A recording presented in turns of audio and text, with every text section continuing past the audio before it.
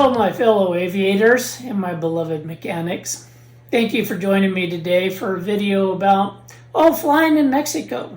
And I titled this video Fly Mexico, as I have been flying down to Mexico since the beginning of my 30-year career in aviation, and it's been some of the best experiences of my life.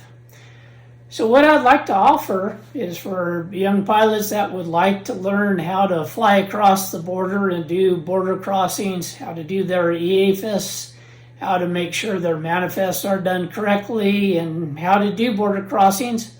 I'd like to offer doing this for you. I have a twin-engine Seneca, the Seneca 2.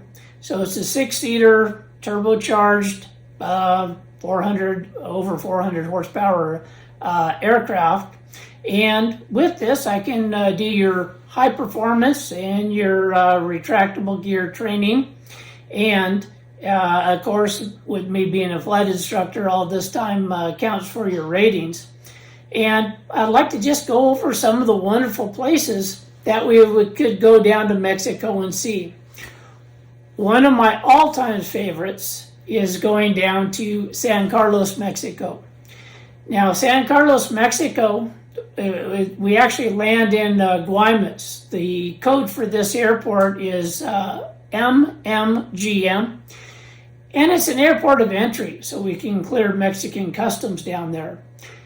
When we leave the United States, we don't have to check in with customs leaving, but we have to go to an airport of entry to enter Mexico, clear customs, and then we can bounce around Mexico as much as we want. When we come back, we have to check back into another Mexican airport of entry, clear customs, and then come to an airport of entry into the United States. Now, on going to San Carlos or Guaymas, this is a beautiful little town that most of the world has basically forgot. Most Americans don't know about it, and it's very difficult to get to other than by airplane. This town, when I first started flying, was living out in Arizona in the boom of the 1990s. It was built up and was going to be a tourist resort for people from Phoenix and other parts of Arizona to come down there. So the town got built up almost overnight with big hotels and resorts. And then the recession happened, the downturn. And then it's like it was almost forgotten. This is a quaint little town that has a wonderful beach. And one of the things that I like about it the best is that at the end of San Carlos is a little fishing village. And they have no electricity.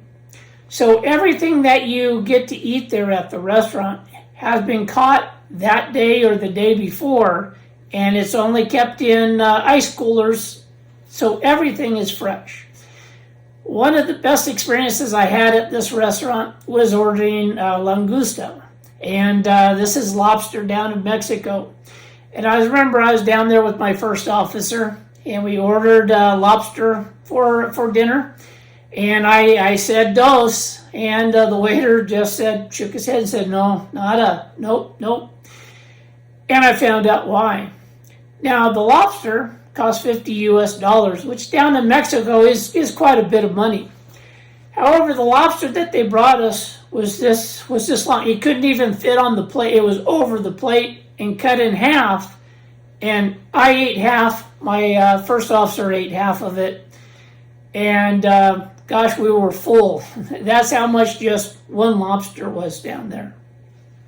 San Carlos has beautiful beaches, has beautiful hotels, and from about the Riverside to San Diego area, it's about a 2 to 3 hour flight down there, and it's just stunningly beautiful. The deep sea fishing is amazing, because there's no commercial fisheries here. So it's the wildlife out on the water is amazing. I actually had a sailboat down there for a little while, a 135-foot hunter sailboat. And just going out on the water was just teeming with dolphins, schools of fish, and wildlife. It's really a beautiful area. Now, one of the other places that I really love is down in Guerrero Negro. Now in Guerrero Negro, right now with it being December and coming into January through about March, the gray whales are migrating down from Alaska along the coast of California here, all the way down to Mexico to the bays of Guerrero Negro. One of my first experiences down there is I was flying with the Flying Samaritans, flying in the medical teams in and out of Mexico. And we would go to Guerrero Negro to just refuel, because at the village we were bringing the medical teams into, it was actually on the side of a mountain, and we would actually use the clotheslines out at the village as our windsock. So we were just landing on the side of the mountain, and they called it a runway. But that's another reason why I'd love to take you folks to Mexico. Because here we're quite pampered, we're quite spoiled, and we really don't understand what it's like flying in other countries. And believe me, it is quite different. But anyways, flying over from the side of the mountain over to Guerrero Negro, I remember I'd be flying, I'd pop over a mountaintop, and here in the bay would just be literally hundreds, if not 1,000, gray whales and their baby calves. And they're just in that bay, just giving birth to their baby calves. And the thing about the gray whales is that they're very curious. They're very friendly. And just seeing them from the air, even the moms and even the babies would kind of tilt up, and some would spy hop and look at the plane flying by. It was truly magical. What I'd like to do is, if you guys need to build your multi-engine time and you would like to go down to Mexico, learn how to do border crossings, learn how to land on dirt strips, learn bush flying operations, and how to conduct yourself in a third world country where there aren't the facilities. You're mostly on your own. You're a cowboy out on the range, and that's for sure.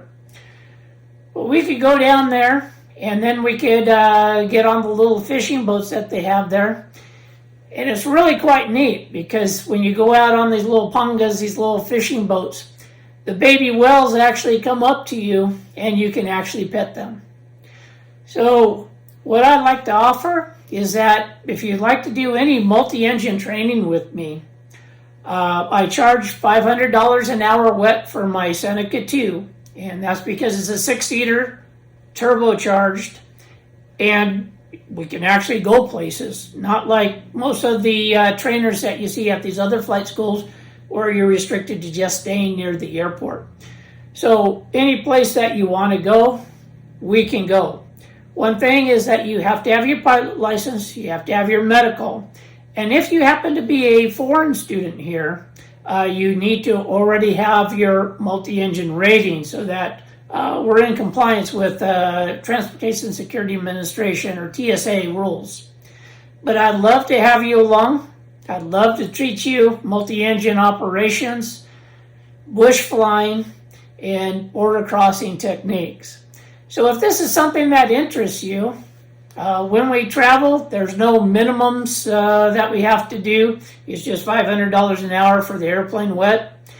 And then I'm just $500 for the day. So of course, when we're flying down there, more than likely going to be a 6 to 8 hour day. And so I will just cap the instruction at $500 an hour.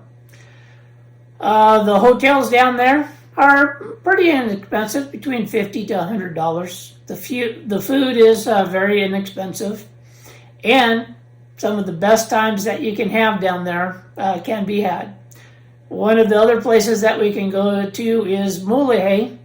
This is a little strip right on the beach, and on some weekends, on Saturdays, they actually have a pig luau and roasted pig right there at the hotel, and the hotel is amazing. So please add in the comments what you think, and I would love to teach you guys cross-country flying.